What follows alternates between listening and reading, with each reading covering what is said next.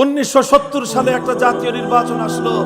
সেই জাতীয় নির্বাচনের সময় প্রথম এই এক রাজনৈতিক কৌশল নিল তখনকার এই বাংলাদেশের একজন নেতা শেখ মুজিবুর রহমান সাহেব।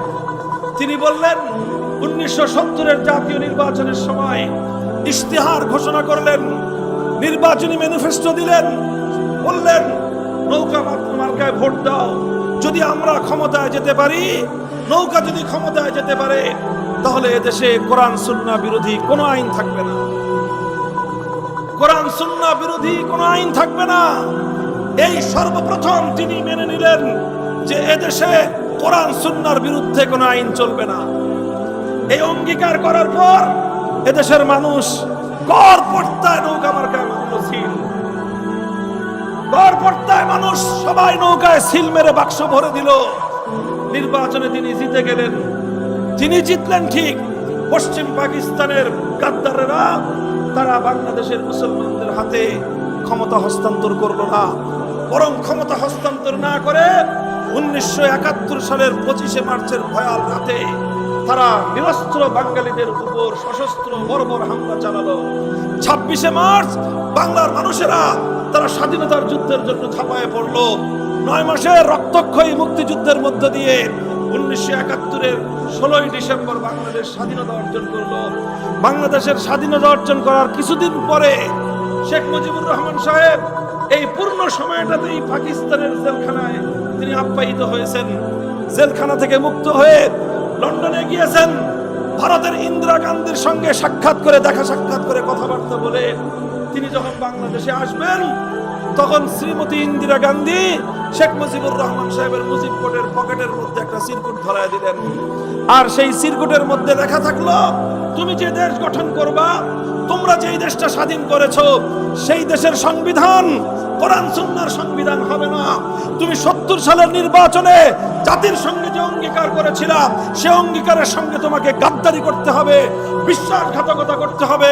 তুমি একটা সংবিধান তৈরি করবা, যেই সংবিধানের 4টি মূলনীতি হবে জাতীয়তাবাদ, ধর্মনিরপেক্ষতাবাদ, গণতন্ত্র আর সমাজতন্ত্র। কোরআন বিরোধী 4 মূলনীতির মাধ্যমে বাংলাদেশের সংবিধান তৈরি করবার জন্য একটা প্রেসক্রিপশন তার পকেটের মধ্যে ঢুকিয়ে দিল। আর সেই প্রেসক্রিপশন নিয়ে শেখ মুজিবুর রহমান সাহেব বাংলাদেশে এসে জাতির সঙ্গে কৃত তার সেই অঙ্গীকার এবং ওয়াদার কথা ভুলে গিয়ে সর্বপ্রথম বাংলার 7 কোটি মানুষের সঙ্গে তিনি গাদ্দারি করে কোরআন সুন্নাহ বিরোধী কোনো আইন তৈরি না করবার সেই অঙ্গীকার থেকে তিনি সরে গিয়ে কোরআনের জায়গায় ইসলাম বিরোধী ধর্মনিরপেক্ষতা নামক কুফরি মতবাদ জাতির উপর চাপিয়ে দিলেন। আপনাদের দাম্ভিকতা আজকে আপনাদেরকে এই পর্যায়ে নিয়ে এসেছে। আপনাদের অহংকার আজকে আপনাদের এই পতনের এই মূলে ভূমিকা রেখেছে। উঠতে উঠতে আকাশে উড়েছেন, মাটিতে পা লাগান নাই। আর এখন গোটা বাংলাদেশের কোথাও নাম নিয়ে 2জন মানুষ একত্রিত হওয়ার সাহস আপনারা রাখেন না। আপনাদেরকে বলবো, বিশেষ করে যে আলেম সমাজের কাছ থেকে আপনারা রাষ্ট্র এবং রাজনীতি বিষয়ে কোনো নির্দেশনা শুধু শুনতে অপছন্দ করেন তাই নয়, বরং আলেম সমাজের কণ্ঠকে আপনারা রোধ করার চেষ্টা করেছেন। উলামায়ে কেরামের কণ্ঠ রুদ্ধ হয় নাই, বরং জেহাদে আপনারা আলেমদের কণ্ঠকে স্তব্ধ করার চেষ্টা করেছেন। আমার আল্লাহ সে হাত ভেঙে গুড়িয়ে দিয়েছে।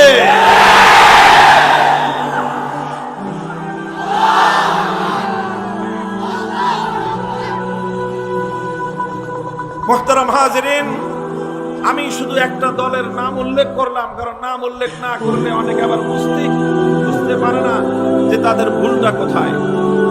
আপনাদের যদি যারা এখানে আছেন খবর পৌঁছায় দিবেন, আর অনেকে মাইকের আবার শুনতেছেন, আপনারা যদি আবার বাংলাদেশের মানুষের কাছে ফিরে আসতে চান, সর্বপ্রথম আপনাদেরকে যেই বিষয়টার সংশোধন করতে হবে সেটা হলো এই, আলেমদেরকে তাদের দায়িত্ব পালনে আপনারা বাধা হয়ে দাঁড়াবেন না। মাহফিলের মঞ্চে, মিম্বারে, মসজিদের মিম্বারে দাঁড়িয়ে উলামায়ে কেরাম কি বলবেন সে বিষয়গুলোর ব্যাপারে আপনারা আপনাদের গাইডলাইন দেওয়ার চেষ্টা করবেন না। আলেম সমাজ কিভাবে বলে সেই কথা বুঝে সে অনুযায়ী নিজেদের আগামী দিনের কর্মপরিকল্পনা তৈরি করার চেষ্টা করবেন। মনে রাখেন, উলামায়ে কেরামের সঙ্গে আপনাদের এই সংঘাত তৈরি করার পরিণাম 5ই আগস্ট যেভাবে আপনাদেরকে দিতে হয়েছে, যদি আপনারা আপনাদের এই ভুল সংবিধান সংশোধন না করেন, বাংলাদেশের মাটিতে আপনারা আর কোনোদিন ফিরে আসতে পারবেন না। মনে করেছিলেন যে কিছু আলেমদেরকে কণ্ঠরুদ্ধ করলে ইসলামের আলো নিভে যাবে। ইউরিদুনা লিইউতফিউ নূরাল্লাহি বিআফওয়াহিহিম ওয়াল্লাহু মুতিম্মু নূরিহি ওয়ালাউ কারিহাল কাফিরুন। ইতিহাস সাক্ষী, হকের ঝান্ডা সমুন্নত করবার জন্য যারা কাজ করে, আর সেই হকের ঝান্ডাকে ভুলুণ্ঠিত করবার জন্য যারা কাজ করে, এই হক আর বাতিলের লড়াই যখন শুরু হয়, কিছুক্ষণ পর্যন্ত, একটা সময় পর্যন্ত হকের ঝান্ডাদারীদের রক্ত ঝরে, জীবন যায়, জুলুম সহ্য করে। এরপরে আল্লাহ পাক রব্বুল আলামিন হকের ঝান্ডাদারীকেই বিজয় দান করেন এবং হক চূড়ান্তভাবে গালেব হয় আর বাতিল পরাভূত হয়। বাতিল দুনিয়াতে পরাভূত হওয়ার জন্য এসেছে।